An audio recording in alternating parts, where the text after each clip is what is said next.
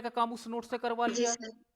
फिर वो गेहूं वाले ने क्या किया, जी अपने सर। बच्चों की फीस जमा कर दिया, तो उसने भी 100 रुपए काम किया। तो जितने हाथों से गुजरेगी वो हर बार 100 रुपए का काम करती चली जाएगी। अब यह देखो इकोनॉमी में ये भी, जी इसको सर। हम लोग क्या बोलते हैं, ये इकोनॉमी में आर्थिक क्रिया हुई, यहां पे भी आर्थिक क्रिया हुई, यहां पे भी आर्थिक क्रिया जी हुई, सर। यहां पर भी हुई, इनको जोड़ लो तो ये 400 के बराबर उसने काम कर दिया। ओ, जी सर। ओके, चलो और बताओ।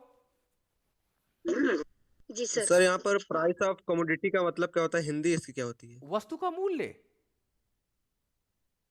कमोडिटी मतलब सर? कमोडिटी मतलब वस्तु, जिसको गुड्स आप बोलते हो ना, कमोडिटी गुड्स, वस्तु का ओके सर, मूल्य। Okay. Yes sir, yes sir. ठीक है,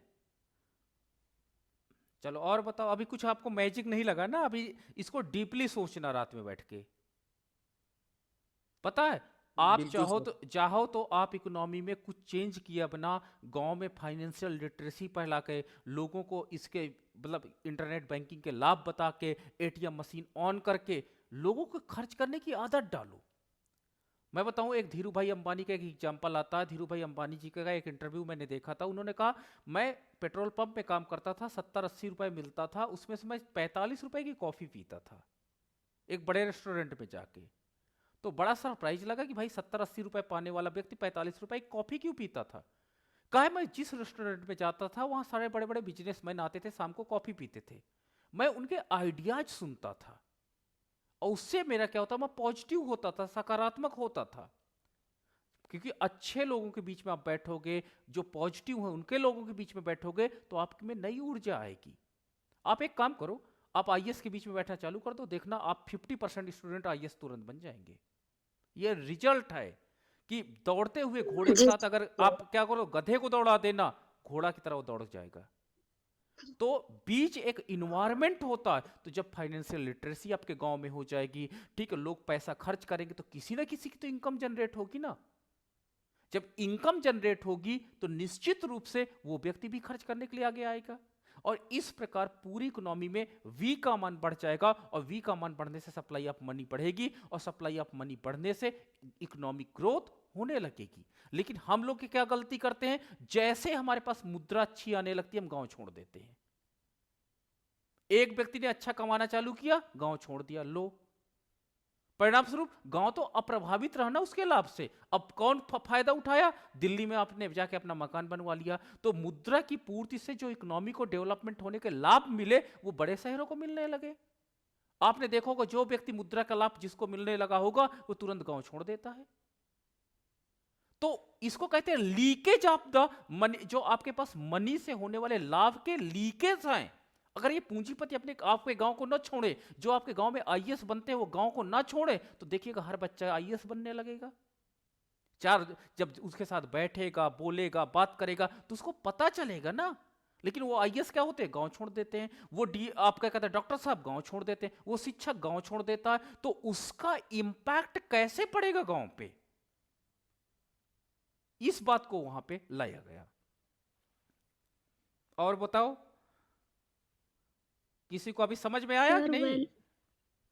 yes sir. Sir value of money जी सर, और बहुत अच्छा सप्लाई समझ में आया। हाँ हाँ, क्या वैल्यू ऑफ सप्लाई मनी बोल। वैल्यू ऑफ हाँ और बोलो कि, सप्लाई ऑफ मनी का जो ग्राफ बनाए हैं, एक बार और समझा दीजिए। देखो value of money and supply of, ये देखो ये वाले ग्राफ की आप बात कर रहे हो।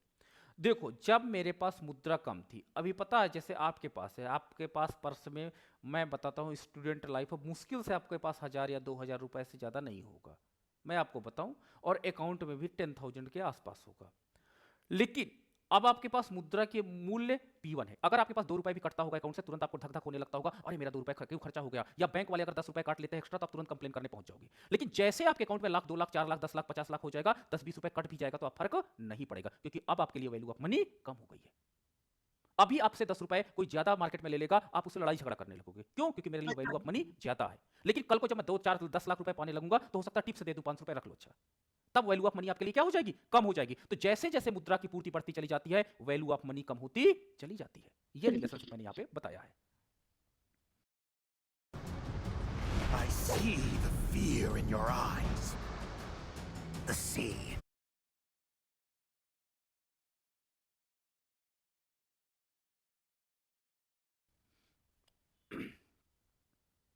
आप लोग तो बड़े किस्मत वाले हो कि आप लोगों को तो 1000-2000 घर से खर्चा मिलता था। हम लोग जब पढ़ते थे 172 रुपए, हम लोग 3 लोग कमरे में रहते थे, 172 रुपए मेरे खाते में आते थे। ठीक है? और टोटल खर्च घर से 500 रुपए मिलता था। तो वैल्यू ऑफ मनी सोचो कितनी ज़्यादा रहती हो रही होगी मेरे लिए।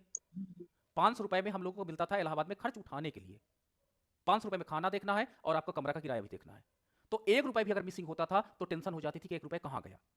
ठीक है? अब आप लोगों को 1 रुपए की टेंशन उतनी नहीं होती। क्यों? क्योंकि आपके पास अमाउंट इधर ज़्यादा हो गया। 500 ना होकर के 2000-3000 खर्चा मिलता होगा।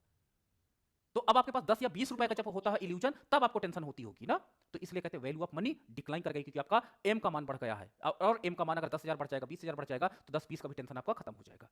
तो ये आपका रिलेशनशिप पाया जाता है supply of money and value of money के बीच में। और बताओ किसी को प्रॉब्लम? सर यहाँ पर जो सर मेरा क्वेश्चन है हाँ कि सर जो यहाँ पर किंग फिशर ने 45 अंक का कोड लिया है, क्यों हाँ सर इसे वो क्यों 45 अंक क्यों 45 अंक का ही क्यों लिया वो? अब 30 अंक क्यों नहीं लिया, 20 अंक क्यों नहीं लिया? आप बताओ ना कि अगर एम का मान दुगना करने से पी का मान दुगना हो जा रहा था, ठीक है, इसको ग्राफिकल रिप्रेजेंट करो तो कितने अंश का कोण आएगा?